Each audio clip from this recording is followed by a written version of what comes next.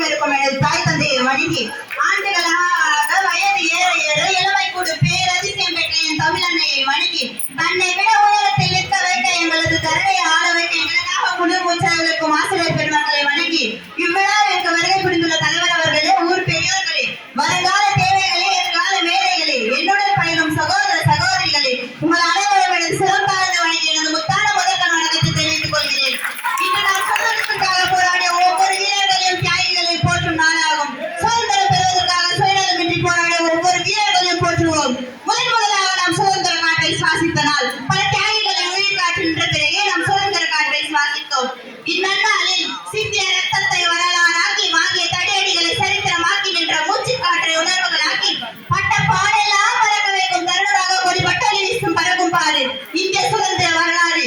இந்திய மக்களின் ரத்தத்தால் எழுதப்பட்ட மகாகாவியம். மரணத்தை கண்டு அஞ்சாமல் துணியுடன் துடிப்புடனும் போராடிய தியாகிகளை நாம் வணங்குவோம்.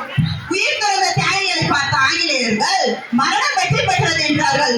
ஆனால் உண்மை அதுவல்ல. கடைசி மூச்சு வரை போராடி தன் உயிரை உங்களை அளிக்கும் ஆயுதமாக விட்டு சென்ற மரணித்தவர்கள் என்று.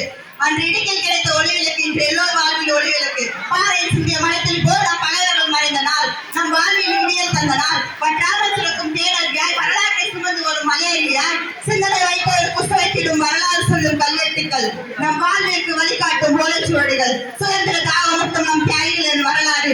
திக்கட்டும் ஒளிகட்டும் நம் சுதந்திர பாடல். பட்டொலி வீசி பறக்கட்டும் நம் மூவண்ண கொடி. பெற்ற சுதந்திரத்தை பேணி காப்போம். வாழ்க பாரதம். பூ என்றால்